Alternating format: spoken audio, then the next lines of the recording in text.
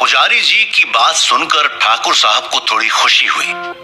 उनके मन में तसल्ली हुई कि पुजारी जी समस्या का इलाज कर सकते हैं और उनको इस बात का यकीन भी था, क्योंकि वो कई वर्षों से पुजारी जी को जानते थे। उनके गांव के सबसे बड़े मंदिर में वो पूजा पाठ करते थे।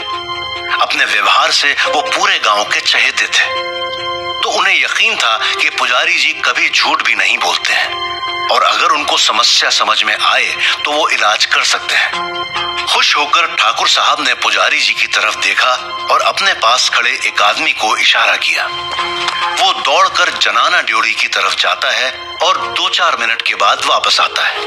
उसके पीछे दुर्गा आ रही थी। दुर्गा, जरा अपनी माँ जीसा को बोल कि बच्चे को लेकर यहीं पर आए। अभी पुजारी जी आए हैं, उनको दिखाना है। शायद ईश्वर की कृपा रही तो वास्तविक समस्या इनके समझ में आ जाएगी। जी ठाकुर साहब, मैं भी माँ जीसा को यह बात बोलती हूँ और बच्चे को लेकर के वह अभी आ जाएंगे। आप बस थोड़ा सा इंतजार कीजिए।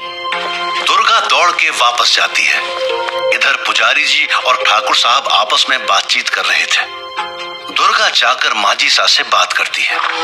माँ जीसा, ठाकुर साहब ने आपको बाहर बुलाया है। साथ में कुंवर को लेकर जाना है। गांव के पुजारी जी आ गए हैं। वह बच्चे को देखना चाह रहे हैं। शायद इस चुड़ैल की समस्या का समाधान करने के लिए ठाकुर साहब ने उनको बुलाया है। पुजारी जी को? लेकिन क्या पुजारी जी इस तरह के टोने टोटके करते हैं? मुझे तो नहीं लगता है कि वह इस तरह की भूत प्रेत का इलाज भी करते हैं। आज तक तो कभी सुना नहीं। वह तो मंदिर की पूजा पाठ करते हैं, इसका इलाज कैसे कर पाएंगे? हो सकता है माँ जीसा, कोई बड़ी बात नहीं है। इतने सालों से पुजारी जी पूजा पाठ कर रहे हैं। शायद ईश्वर की उन पर दया होगी कि वह इस तरह की भूत प्रेत वाली समस्या का समाधान भी कर सकते हैं। तभी ठाकुर साहब ने उनको बुलाया होगा। आप बच्चे को लेकर के जल्दी आ जाइए। अगर पुजारी जी ऐसा कर सकते हैं तो बहुत अच्छी बात होगी। फिर तो हमारी यह समस्या जल्दी ही समाप्त हो जाएगी। और क्या पता कि यह समस्या चुड़ैल की ही है, किसी और की भी तो हो सकती है। हाँ, बात तो तुम्हारी सही है। अगर पुजारी जी यह काम कर सकते हैं तो फिर कहीं और भाग दौड़ करनी ही नहीं पड़ेगी। तू यहीं बैठ बहुरानी के पास और मैं कुंवर को लेकर बाहर जाती हूँ। बहुरानी का ध्यान रखना, 1 सेकंड के लिए भी इधर उधर मत जाना। जी माँ जीसा, आप बिल्कुल चिंता ना करें। मैं हिलूंगी भी नहीं जब तक आप नहीं आ जाओगी। तब तक आप कुंवर को लेकर के जल्दी आ जाना। बच्चे को गोद में लेकर ठकुराइन तेज चलती हुई बाहर जाती है। ठाकुर साहब अपने कमरे के बाहर बरामदे में कुर्सी पर बैठे हुए थे। सामने लगे आसन पर पुजारी जी बैठे हुए थे। घूंघट निकाले हुए ठकुराइन वहां जाती है। उनको देखकर ठाकुर साहब खड़े होते हैं और कुछ कदम चल के उनकी गोद से बच्चे को लेते हैं और पुजारी जी के सामने बैठ जाते हैं। माँ जीसा, बताइए, आपने किस प्रकार के लक्षण देखे बच्चे में? क्योंकि भूत प्रेतों के लक्षण देखने से ही पता चल जाता है। वो सबसे अलग होते हैं और बीमारियों के लक्षण अलग होते हैं। तो आप मुझे साफ साफ बताइए कि आपने क्या कुछ देखा। पुजारी जी, गांव में जो कुछ हुआ पिछली रात को वो तो शायद आपको पता ही होगा। इसके बाद जब बच्चा वापस आया तो ऐसी कोई हरकत नहीं हुई, आराम से सो गया था।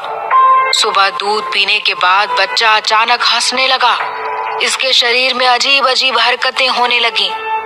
अभी कुछ देर आप इसको देखिए, शायद कुछ हरकतें अभी आपको नजर आ जाएंगी। और सबसे डरावनी और आश्चर्यजनक बात यह थी कि इसका कभी एक हाथ लंबा हो जाता है तो कभी एक पैर लंबा हो जाता है। कुछ देर में दोनों वापस बराबर हो जाते हैं। आप 2-4 मिनट ध्यान से इसको देखिए। कुछ 1-2 बातें तो आपको ऐसे ही समझ में आ जाएंगी। माँ जीसा, मुझे आपकी बात समझ में आ गई है। आगे कुछ देखने की या सुनने की जरूरत नहीं है।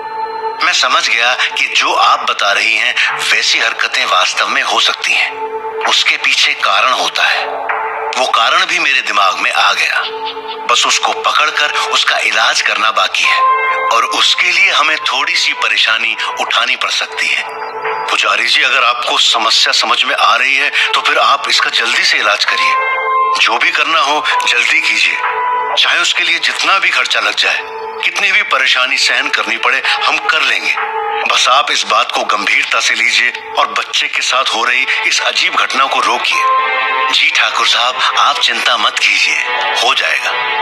देवी माँ की कृपा रही तो बच्चा बिल्कुल स्वस्थ होगा। मुझे अभी कुछ सामान चाहिए होगा, अगर घर पर मिल जाए तो अच्छी बात है, नहीं तो फिर लाकर देना पड़ेगा। जी आप बताइए क्या सामान चाहिए? घर पर ना भी मिले तो मैं तुरंत आपको लाके दे दूंगा।